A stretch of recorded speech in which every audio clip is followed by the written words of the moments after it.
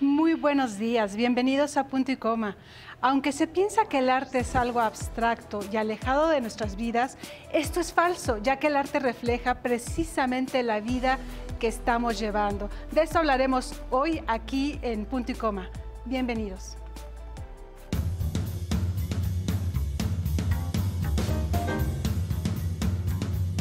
Cuando pensamos en arte, creemos que es un concepto abstracto que requiere análisis y explicación, pero según el filósofo británico Richard Waldheim, para comprender plenamente el arte, debemos definirlo siempre en relación con su contexto social. Y es que el arte es un reflejo de hábitos y capacidades individuales.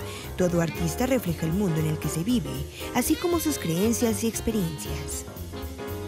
Pero el arte es una disciplina que requiere estudio, dedicación, práctica, así como placer y mucha conexión entre lo que se ve y lo que se siente. Para apoyar a los artistas, existen fundaciones que promueven los proyectos y fomentan el arte. Tal es el caso de la Fundación Gaia, la cual liga sus proyectos al mecenazgo, ya que su misión primordial del arte es la armonización de la sociedad de la mano de su fundadora Carmen Rivariego. El mecenazgo es un tipo de patrocinio que se otorga a artistas, literatos o científicos a fin de permitirles desarrollar su obra. Y es que sin arte la vida sería vacía y solo sería una aglomeración de sucesos y objetos monótonos y sin sentido, ya que el arte es lo que le da verdadero color, sonido, sentido y sabor a la existencia humana. Las motivaciones para hacer mecenado en arte son tantas como coleccionistas hay y tantas como atributos tiene el arte. Igual que para la filantropía, la primera motivación siempre es la generosidad.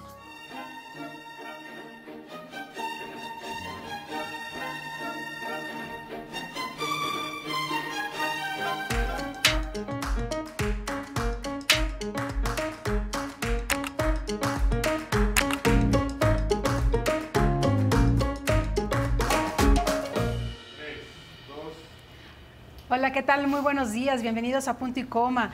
Estamos iniciando la semana, feliz lunes para todos. Y qué mejor manera de comenzar esta semana hablando de algo que nos puede llenar el alma, de hacernos más felices y de ver también la vida de otras formas a través del arte, esta manifestación de la humanidad que la tenemos desde tiempos inmemorables. Y para platicar sobre este tema está mi querida compañera Mariana H. ¿Cómo estás, mi Lore? Al fin nos toca estar juntas, por lo menos una vez cada X tiempo. Así es, querida.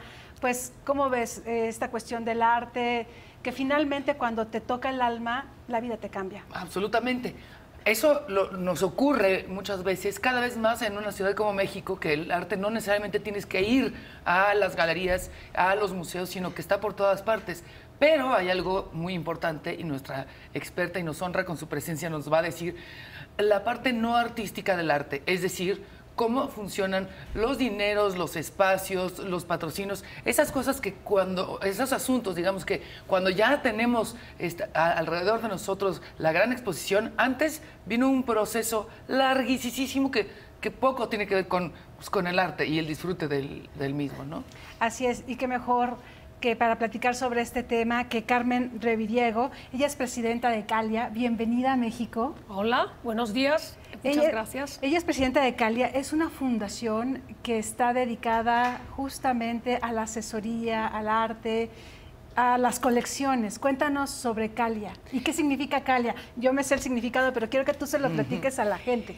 Pues Calia es una compañía que yo fundé hace 10 años. Calia significa hermoso en griego. Una cosa es Calia Art, que es la compañía de asesoramiento. Asesoramos a personas que quieren crear colecciones, pero con una perspectiva no solo artística, sino también social. Personas que quieren trascender a través del arte. Y luego tenemos la Fundación Calia, que es donde nosotros desarrollamos lo que es la parte social de nuestra compañía. Y lo que pretendemos a través de la Fundación Calia es promover el mecenazgo, el compromiso social con el arte. Hablamos de mecenazgo y muchas veces es un término que quizás es muy europeo y es muy sencillo. El mecenazgo es la filantropía en el arte. Igual que hay personas que se comprometen pues, con la sanidad, con la cultura, hay filántropos que se comprometen con el arte, que son los llamados mecenas. Explícanos, porque hay gente que dice, no sé ni siquiera lo que es un mecenas y la filantropía. Sí. Es decir, ¿cómo funciona esta figura? Es decir, va haciendo una selección de artistas, de obra, les patrocina una obra, una carrera, o ¿cómo funciona si digamos al pie de la letra?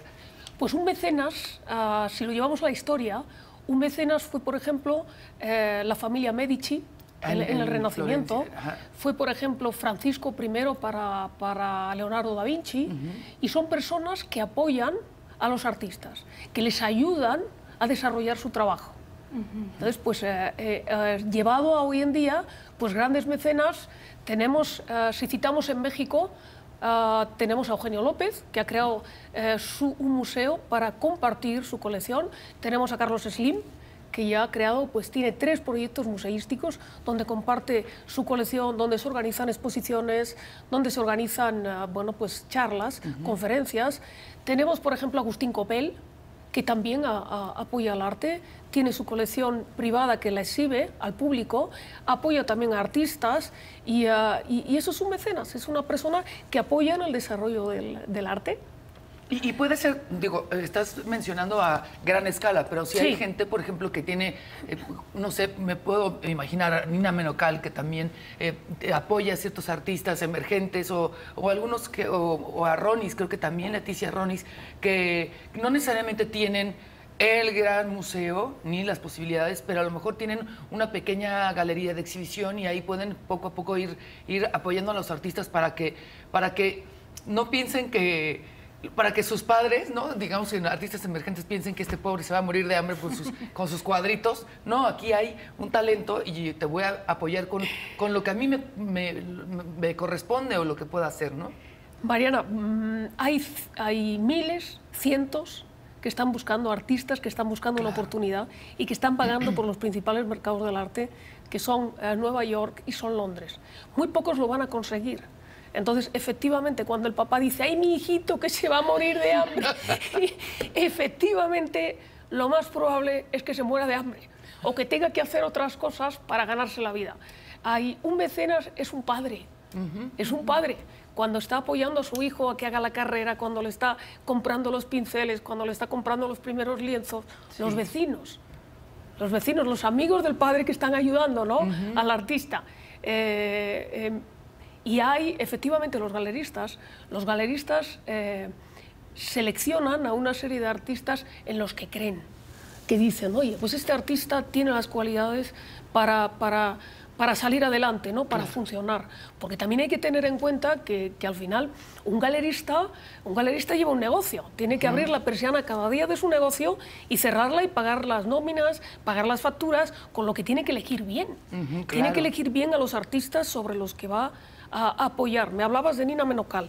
Nina Menocal es una grandísima galerista, lleva muchísimos años trabajando en arte y sobre todo ha sido una gran descubridora de grandes talentos, sobre todo cubanos. Ella tiene muy buen ojo y efectivamente para Nina Menocal el arte es su vida, como es para todos los que nos dedicamos a esto. O sea, tú esto te dedicas irremediablemente, porque cuando empiezas ya quedas enganchado. Sí, claro. Ya quedas enganchado. Y Nina sí, Nina apoya a artistas en los que ella cree y les ayuda a llevar su obra al mercado y bueno, pues a que acaben desarrollando una carrera. O sea que los galeristas también son por así decirlo, mecenas también.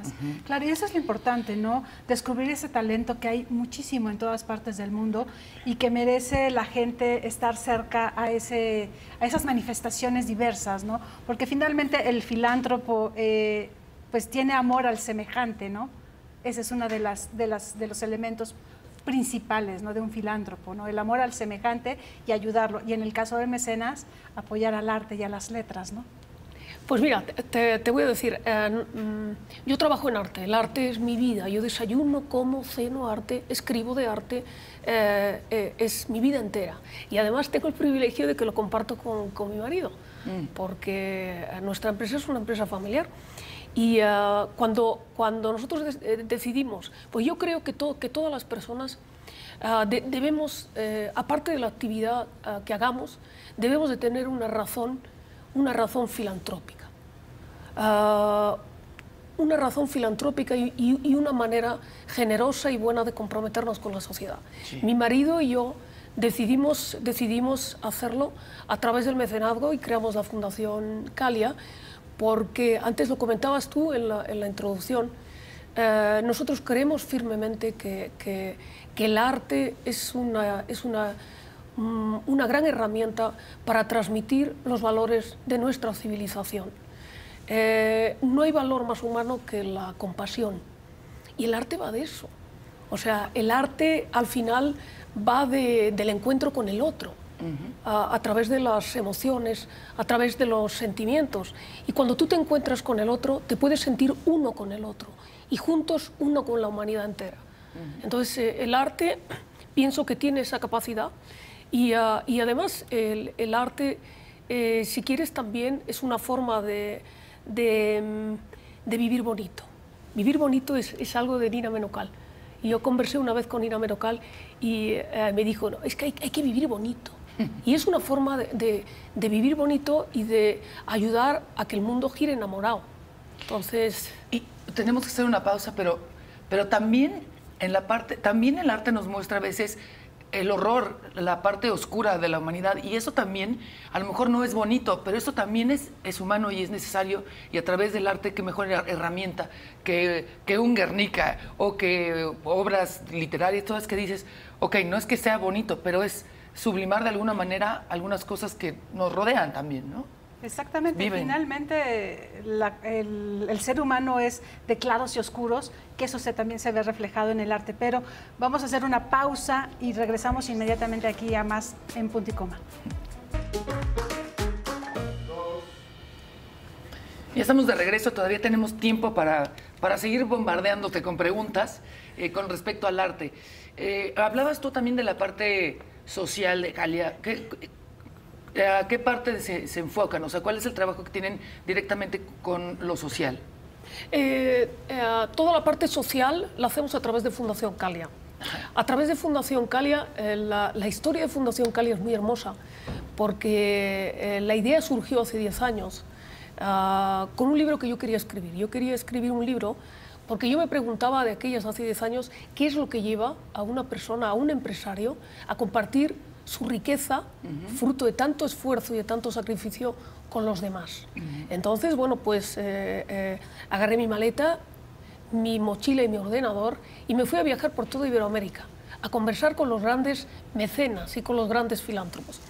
Y del resultado, aquí estuve en Chile hablando con la familia Luxic, estuve en Colombia hablando con los Carvajal, en México con Manuel Arango, y bueno, con personas muy excepcionales a lo largo de toda Iberoamérica.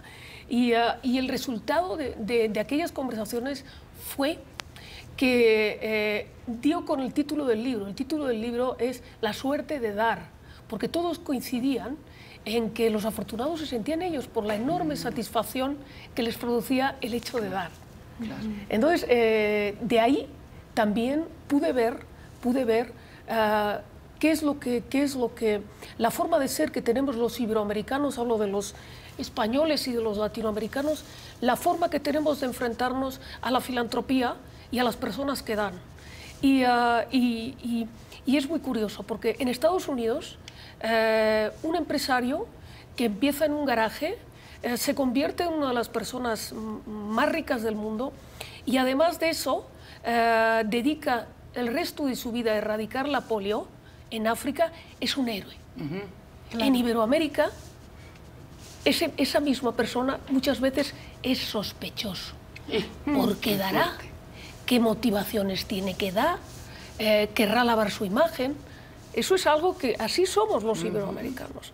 También ocurre en Estados Unidos que cuando un gran filántropo, un gran mecenas, hace una donación importante, levanta la mano y dice: señores, he donado 100 millones a la Universidad de Harvard.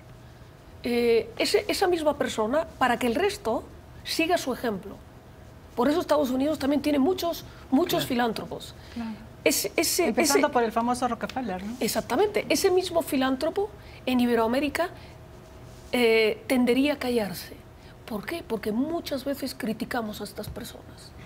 El famoso sospechosismo, ¿no? Exactamente. Claro. Entonces, si queremos, cuando esas leyes nuevas de mecenazgo lleguen a nuestras sociedades, si no se produce un cambio cultural en nuestras sociedades que reconozca a estas personas, no van a ser, esas leyes no van a ser determinantes. Claro. Entonces necesitamos ese cambio social, desde abajito hasta arriba, reconocer a estas personas.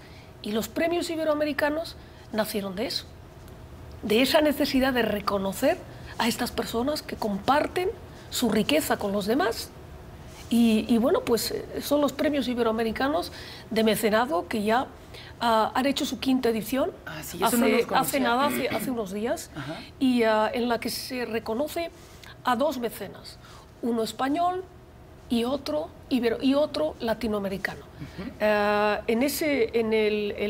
Esos premios son muy importantes porque el jurado es excepcional. Tiene además 2 grandes personalidades de la cultura mexicana. Están Carmen Gaitán, que es la directora del MUNAL, y está también Miguel Fernández Félix, que es el director del Palacio de Bellas Artes de Ciudad de México. Y luego hay otros miembros del jurado, como es el director del Museo del Prado, a Miguel Falomir, o el director de la Spanish Society en Nueva York. Y se han premiado a filántropos y mecenas tan importantes como Carlos Slim, como Bárbara Garza Lagüera, y bueno, pues a distintos. Este año se ha premiado al presidente del Metropolitan Museum de Nueva York, que tiene, junto con su esposa Estrellita Brodsky, son grandes impulsores del arte latinoamericano. Ella tiene origen uruguayo. Y esa es la idea, de ahí nació la Fundación Calia y de ahí nacieron estos premios. Es que importante, porque finalmente hay colecciones privadas que están abiertas al público en general, y por otro lado tenemos los museos que dependen de los gobiernos, ¿no? Del gobierno federal o un gobierno local. Sí. Y finalmente, si van de la mano ambos esfuerzos, la gente tiene un abanico de exposiciones impresionantes, ¿no? Habrá gente que no pueda viajar, por ejemplo, al Museo del Prado, que en noviembre cumple 200 años. Pero si el Museo del Prado hace un vínculo a través de ustedes para traer alguna colección, sí, qué maravilla, ¿no? Sí. Esa es la parte en la que el arte, cuando se acerca a la gente, es lo que más satisfacción da. Efectivamente, el mundo lo cambiamos todos. Al final hay que involucrar a la sociedad, a las empresas y a las instituciones en ese apoyo, ¿no? En ese apoyo por la cultura, porque los gobiernos, y nos ocurre también a los iberoamericanos, lo querramos o no, cada día tienen menos dinero para apoyar la cultura. Sí, claro. ¿Por qué? Porque la mayoría del dinero se va a pensiones, a sanidad y infraestructuras. Sí, claro. Entonces, ¿qué es lo que ocurre en las economías más desarrolladas? Pues que se recurre al dinero privado. Hablábamos antes del Metropolitan. El presupuesto general del Metropolitan, únicamente del 100% del presupuesto, el Metropolitan es uno de los grandes museos, es uno de los museos más importantes y más grandes del mundo. Tiene un presupuesto anual de 320 millones de dólares. De esos 320 millones de dólares, solo el 9% proviene del Ayuntamiento de Nueva York. Es prácticamente privado. En el caso del Museo del Prado, el Museo del Prado tiene un presupuesto en torno a 50 millones, 60 millones de dólares al año, si lo llevamos a dólares. El 72% es sostenible, proviene de mecenas. O sea, únicamente un 28% es público, es de las organizaciones públicas, con lo que es un sistema mixto. Sin embargo, en México prácticamente el 100% depende de las administraciones. Eso tiene que cambiar. Claro. Porque si no, no habrá recursos para apoyar grandes exposiciones, para que los curadores en los museos se formen, para que viajen. Hace falta dinero privado, y ese dinero privado lo tenemos que poner todos. ¿Cómo consigue el Prado su financiación? que es un sistema mixto y que a mí me parece mucho más, más propio de nuestra sociedad, porque somos distintos. Los iberoamericanos no tenemos la cultura del americano, y a mí me parece que la administración tiene que participar, pero tenemos que hacerlo todos. Cuando me decías de estos 200 aniversarios del Prado, el Prado tiene 35.000 amigos. Tiene 35.000 amigos que apoyan al Museo del Prado. Gentes de a pie que apoyan a lo mejor con $100 al año. Eso es $50 al año. Entonces, no hay excusas, porque el arte nos llega a todos. El arte no es algo de ricos. Lo estamos viendo en México. Yo paso aquí, yo soy medio mexicana, paso aquí 90 días al año y amo México. Y ves que cada día hay más colas a los museos para ver esas exposiciones. Vamos a ayudar todos para que haya más acervo, para que haya mejores exposiciones, porque eso hay que traerlo. Es que es súper importante lo que estás diciendo, porque además de pronto se entiende el arte como algo que está tan alejado de nosotros, y eso no es cierto. Se habla, por ejemplo, vamos a cerrar los pinos y vamos a poner cultura. A ver, ¿cómo vamos a poner cosas culturales? Especifica, porque eso puede ser desde un graffiti bien hecho hasta una obra de Da Vinci, ¿sabes? O sea, creo que es bien importante que se reconozca las expresiones artísticas en su momento, en las calles, en los museos. No se tiene necesariamente que escuchar música clásica y entrar al Palacio de Bellas Artes para ser un consumidor de arte. El caso es decir, poco a poco puedo aportar con $50 o puedo aportar con mi gran fortuna. El chiste es hacer como esta red de apoyo, porque como tú dices, se necesita también dinero. Y ahorita, regresando del corte, me gustaría, Carmen, que nos contaras también en una sociedad cómo cambia el simple trayecto de una exposición, de leer un libro, de escuchar desde un concierto de rock hasta música clásica, cómo cambia dentro de una sociedad el individuo, pues a través de esto. Pero tenemos que hacer pausa, ¿verdad, mi querida Flor? Vamos a hacer una pausa y regresamos. Ya estamos aquí de regreso en Punto y Coma, y Mariana dejó en puntos suspensivos una pregunta para ti, Carmen.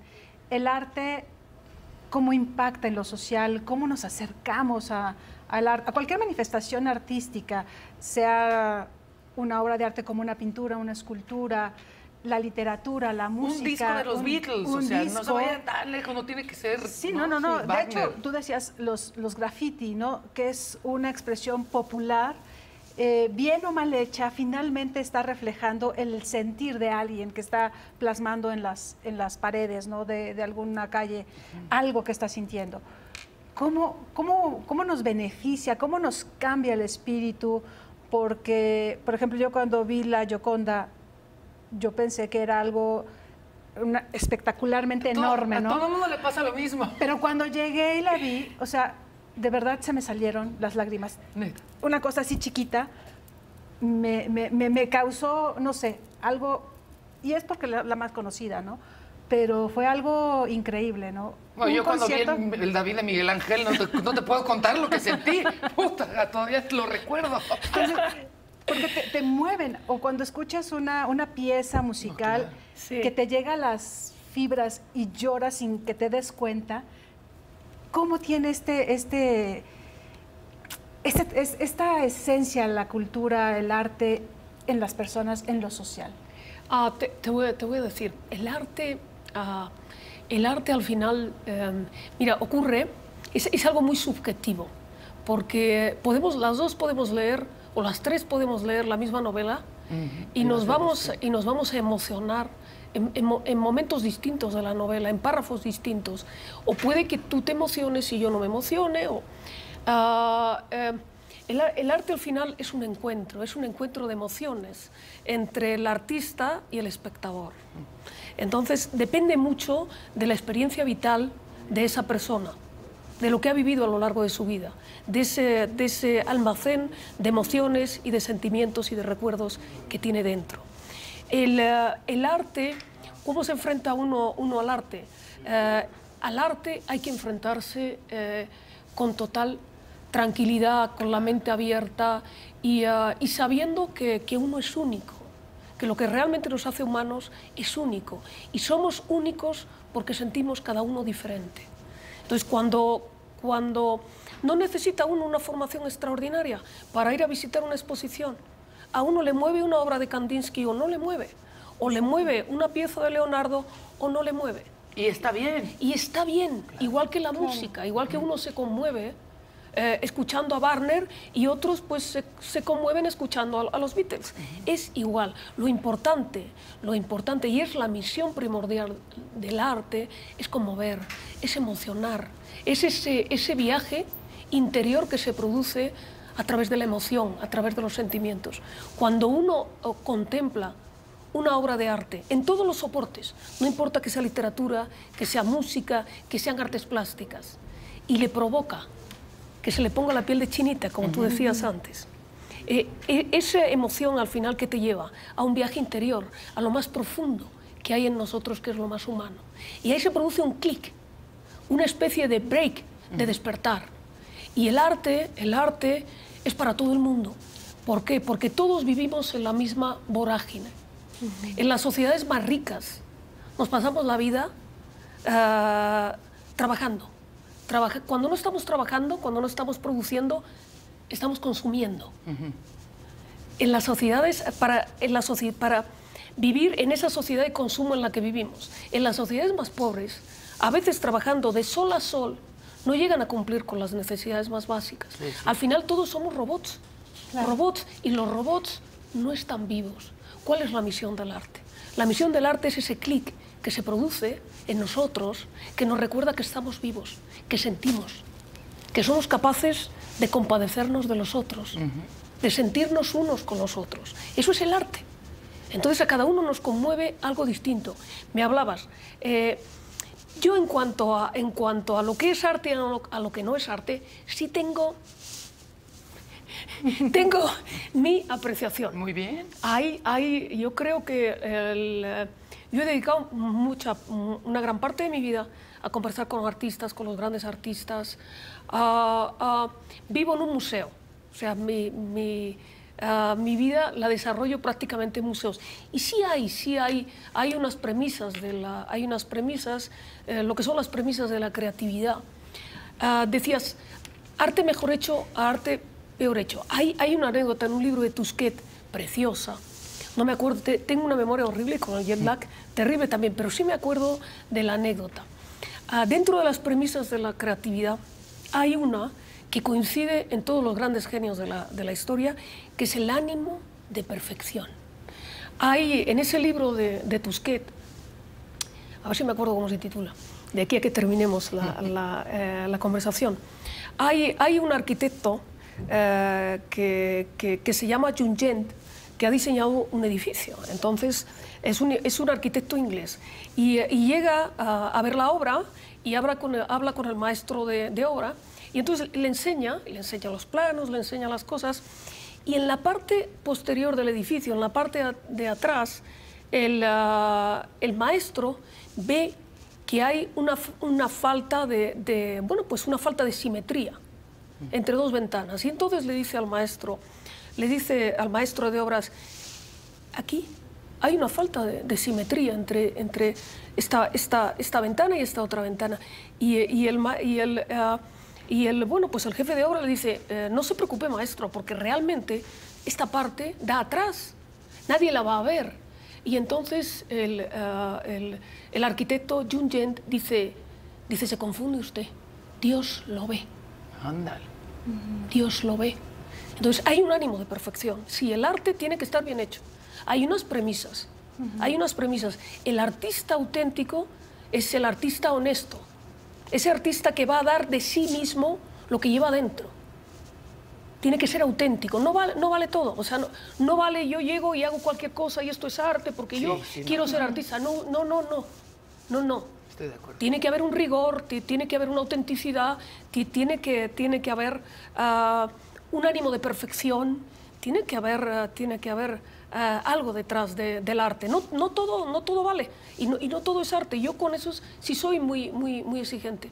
Hablabas de la Gioconda antes, que te emocionaste, o tú hablaste de la otra pieza de Leonardo. Claro, es que tú ves esa pieza, tú ves la Gioconda, ves ese sfumato, ¿no? Esas formas, sí. Esa obra que ha llegado, que generaciones tras generaciones ha conseguido emocionar al hombre del Renacimiento y al hombre del siglo XXI. Eso es una obra de arte. Es otra de las premisas de la creatividad, de lo que es una obra maestra. Una obra maestra es eso. Que no tiene tiempo, ¿no? No tiene tiempo. Sí, y ocurre con la literatura, ocurre con la música, ocurre con las artes plásticas.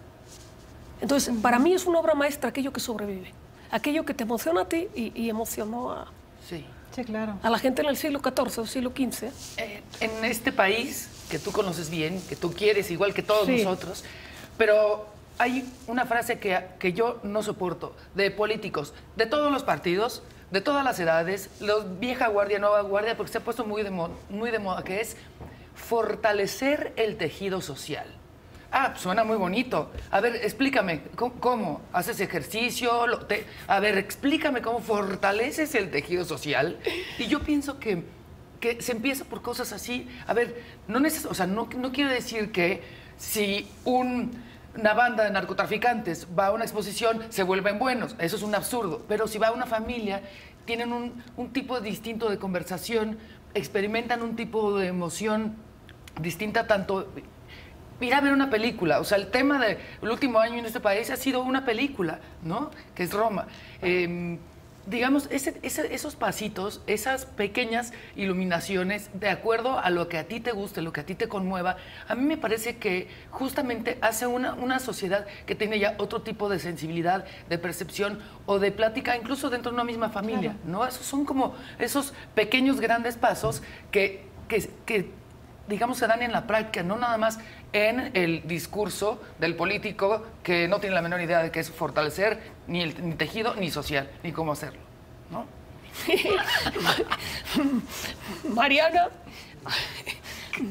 que yo no vengo aquí a hacer enemigos, que vengo a hacer amigos, pero te voy a contestar, y te voy a contestar con todo mi corazón.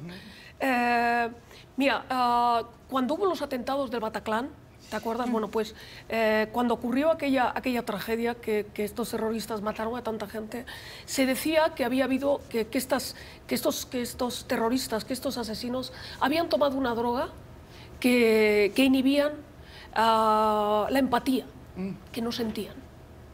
Entonces, y antes hablábamos de lo importante que es sentir. Claro. ¿Qué es sentir para compadecerse de los otros? Entonces, México es un país, yo viajo, como te digo, 140 días al año por medio mundo, y te voy a decir, México tiene magia. México tiene una sensibilidad, y las gentes de México son una belleza por esa sensibilidad que tienen hacia el arte, hacia lo hermoso. Y es muy importante que vayan las familias, que vayan. Una de las cosas que más me han emocionado a mí, me acuerdo una vez, estando en el Sumaya, iba en el ascensor hace unos cuando Trump empezó a meterse con los mexicanos. Bueno, Trump se ha metido con todo ser viviente y se está pegando con todo el mundo, con los chinos, con los rusos, con los mexicanos, ¿ves? Se pega con todo el mundo. Y bueno, pero en aquel momento estaba metiéndose mucho con los mexicanos. Entonces entró en el Sumaya, que está lleno de familias, lleno de gente, es gratis, tiene hasta el wifi gratis. Iba en el ascensor, iba con una mexicana, además con rasgos muy hermosos, muy indígena, muy mexicana. Iba con un gringo enorme, que era el marido. Y entonces el gringo me diría casi 2 metros, y ella era pequeñita. Y ella iba así, orgullosa, enseñándole al americano su museo, su museo, su arte. Iba orgullosísima. ¿Por qué? Porque las piezas que hay en un museo, cuando el mecenas lo comparte, acaba siendo algo de todos, de lo que todos nos tenemos que sentir orgullosos. nos reafirma en nuestra cultura, nos reafirma en lo que somos y en dónde venimos. Y eso es muy importante, saber de dónde viene uno. Claro. ¿De dónde viene uno? Entonces, el arte sirve para eso y sirve a las sociedades económicamente más deprimidas y a las sociedades económicamente más ricas. El arte nos une a todos.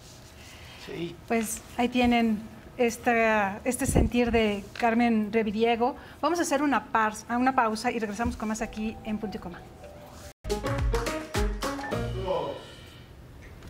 Pero además Carmen es escritora, no nada más trabaja con el arte, consume, aporta para que se siga conociendo en todo el mundo, sino que además escribes. ¿Cuáles son los temas? Bueno, es un poco evidente, los temas que tú abordas en tus ya casi 4 libros, ¿o ya salieron 4? Sí, sale ahora este año, voy a publicar el 4, y siempre hablo de arte. Hablo de arte, hablo de mecenas, hablo de mercado del arte. El primero es La suerte de dar, que además sale una edición nueva con Amazon.com, que son conversaciones con grandes mecenas y filántropos en los que comparten su experiencia, que comparten la suerte de dar, de lo que hemos hablado antes.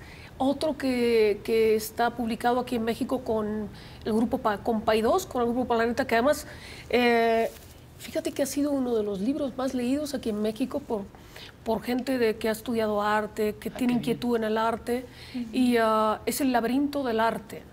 Y luego hay un tercero. En El laberinto del arte hablo del arte en todos los puntos de vista. Desde el artista en su taller hasta cómo funcionan las galerías, cómo funcionan las casas de subastas. Converso con algunas personas, con directores de museos, con coleccionistas, para ver su punto de vista, y es una especie de guía para alguien que quiere emprender una colección y que quiere adentrarse en este mundo. Y luego el tercero se titula Viaje por la ruta del arte. Y este es un libro un poquito... la portada es una maletita de estas con las que yo viajo, porque yo viajo por medio mundo en las exposiciones más importantes, en los grandes museos, hago las ferias más importantes de arte del mundo. Entonces, lo que cuento en Viaje por la ruta del arte son las distintas exposiciones de un año, las grandes ferias, y un poco pues converso un poco con el lector a propósito, encontrarme, por ejemplo, en Maastricht, que es la gran feria de arte, la gran dama de las ferias de arte. Ahí compran los museos, ahí compran los grandes coleccionistas. Y es una feria de arte antiguo, pero también hay arte moderno, de muchísima calidad. Y entonces enfrento una pieza de Botticelli, que acaba de salir a la venta después de 70 años en el museo, en el Metropolitan. Sale a la venta esa pieza de Botticelli, y 150 metros más adelante hay un Warhol, un autorretrato de Warhol. La pieza de Botticelli salía, no me acuerdo en qué año era, salía como en... no llegaba al $1,5 millones de dólares, y el Warhol estaba en $8 millones de dólares. Neta, ¿de verdad? Entonces, en ese artículo, en ese texto, yo reflexiono sobre lo que es una obra maestra. Porque dices, no, una obra maestra es el Botticelli y el Warhol. ¿Y por qué? ¿Por qué un 8 millones de dólares y otro? Pues es una cuestión de oferta y demanda. Okay. El mercado del arte moderno, el mercado de arte antiguo el mercado en general mueve 63 billones de dólares. Bueno, de esos 63 billones de dólares, el arte antiguo mueve en torno a un 10%. Y todo es contemporáneo y moderno. Y el arte moderno, el arte contemporáneo, mueve en torno a un 48, y el arte moderno mueve en torno a un 30. Entonces, ¿dónde está la demanda? En el arte contemporáneo. En el caso del Warhol es arte moderno, ¿no? Es arte pop. Pero las dos son obras maestras. Claro. Porque además es muy curioso, porque cuando yo veo esa diferencia, el Botticelli era para desmayarse, pero cuando yo me acerco a ver el Warhol, llego a la galería que lo tenía en venta, era un retrato de Warhol, esos autorretratos en rosa chicle, con esos pelos de punta, con la peluca, y con unos ojos negros, esos ojos con los que se retrataba Warhol, de una frialdad absoluta. Y en la galería donde estaba la obra de Botticelli no había nadie, estaba yo solita con el Botticelli. Cuando llegué al Warhol estaba lleno de gente. Claro. Y pensé, mira, este tipo, después de 25 años muerto, sigue siendo el rey de la fiesta. ¡Qué cañón! Sí. Bueno, no sé si se acuerdan cuando fue, híjole, y esto estoy hablando de hace 20 años, cuando fue 20, sí, un poquito menos tal vez, la exposición en Bellas Artes de Warhol. Ah, sí. Estaba Atascado. llenísimo también. Y te aseguro, bueno, de acuerdo a lo que me dices, yo me pongo a pensar que tal vez si hubiera sido Botticelli no hubiera estado tan lleno, pero eso ha sido una de las exposiciones más llenas en el Palacio de Bellas Artes. Y justo de lo que decíamos hace un momento, existe un gran público. Se dice que en México no se consume arte, que nadie lee. Pero de pronto vas a las ferias y cuando hay, sobre todo en una cuestión económica, cuando hay exposiciones que no son tan caras o que son gratuitas, es que es un hervidero de gente. Sí existe público para todo esto. Claro. Lo que pasa es que a veces se confunde la forma de oferta y demanda del arte y se piensa, como te decía, que necesariamente tienes que consumir dentro de un museo, cuando no tiene que necesariamente ser así. También ha habido exposiciones, todo Reforma, las esculturas, las rejas, o sea, sí se hace un esfuerzo. Esperemos que se siga haciendo de la manera adecuada y no para fines de sus propios partidos políticos y un discurso político, porque sí existe ese público, ¿no? Y además, mira, cuando hablabas de que si el arte es caro o no es caro, pues es las dos, ¿no? Es una cuestión de prioridades. Porque yo, por ejemplo, soy una gran lectora, leo muchísimo. Yo compro un libro que me puede costar, pues no sé, como 700 pesos.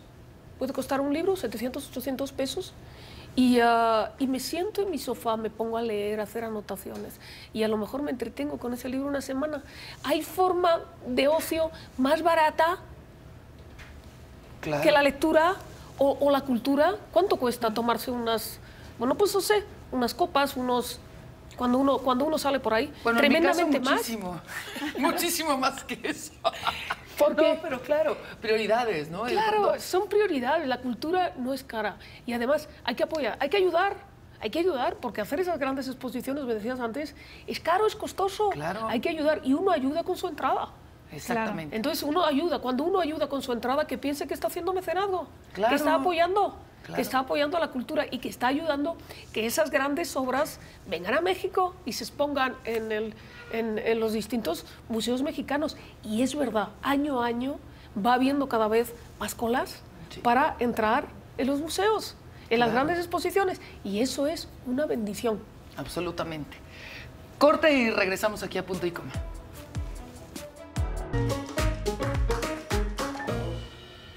Ya estamos aquí de regreso en Punto y Coma. Carmen, ¿cómo se inicia una colección? ¿Cuáles son como los pasos para aquellas personas que tengan las posibilidades, si quieran entrar en el coleccionismo rápidamente? Cuando me dices que tenga las posibilidades, bueno, pues una colección, hay distintos tipos de coleccionista y evidentemente las variables que va a valorar también dependerá del monto, ¿no? de la inversión, pero se pueden hacer colecciones comprando arte, pues que no sea muy caro. Yo siempre digo que los buenos coleccionistas son los que compran con el ojo, con el corazón y con la cartera. Claro. Y los malos coleccionistas son los que compran de oído. Lo que está de moda, lo que es tendencia. Para comprar con el ojo hay que entrenar la mirada. Y uno entrena la mirada cuando mira mucho, cuando va a los museos y mira obras maestras, cuando va a las ferias de arte y ve lo que le gusta, qué es lo que no le gusta, va a las exposiciones, y esa es una manera de entrenar el ojo. Y luego el corazón tiene que pensar que cuando uno adquiere una obra de arte, va a vivir con ella, va a formar parte de su vida. Entonces tiene que ser algo que le llegue. Sí. Claro. O sea, tiene que comprarla con el corazón y luego con la cartera, porque tiene que pagar lo que tiene que pagar por la obra, ni más ni menos. Nosotros acompañamos a nuestros coleccionistas, a nuestros clientes, les acompañamos en ese desarrollo, en ese entreno de la mirada para que acaben comprando y que acaben haciendo una colección con esas tres visiones, ¿no? Con el ojo, con el corazón y con la cartera. Y qué buen consejo, porque a veces de oído es porque está en esta feria que es de súper moda, en donde la gente va a tomarse selfies, en lugar de ir a observar, ¿no? O que es la primera exposición a la que va, porque todo el mundo va a estar ahí. Porque el esnovismo, tú lo sabes perfecto, se da mucho en el mundo del arte, ¿no? La pose, las pretensiones y ese tipo de cosas. Entonces, justo es como, si tienes estos principios de tu vista, tu corazón y tu cartera, ¿no? También es importante. Es una... te estás obligando de alguna manera a ser sincero contigo mismo, no ser un farsante, ¿no? Que se da. Totalmente, porque además no nos olvidemos que el marketing forma parte de todos los aspectos de la sociedad. Claro. De todos los negocios. Entonces, el marketing también está dentro del arte. Y hay que tener cuidado y ser prudente para no comprar piezas y no comprar artistas que están de moda, claro, que hoy son, pero mañana no van a ser. Claro. O sea, uno tiene que comprar arte que sea bueno y que vaya a funcionar ahora, dentro de 10 años, dentro de 15 años, y que cree también un legado patrimonial. Claro. Entonces, cuando uno compra solo con el oído, puede pagar mucho dinero por una obra que realmente no lo vale. Totalmente. Porque es moda, porque está inflado. Entonces, es importante tener uno un criterio propio. Y, por supuesto, si hay un asesor y alguien que le acompaña, que es a lo que nos dedicamos nosotros... Ya, por favor, tienen pues, aquí a la mejor. Oye, muchas gracias. ¿Dónde pueden encontrar también parte del trabajo de la fundación y todo pues eso? En la web, que es fundacioncalia.org, y en caliaart.com. Sí, para que después de todo esto que nos ha platicado, que se echen un clavado a ver Así es. todo lo que hacen, que aprendan, que lo disfruten, que tengan nuevas ideas también, si es que están como por esa vía de lo artístico. Y como decía al principio, hay una parte no artística del arte que son los dineros y que son los derechos.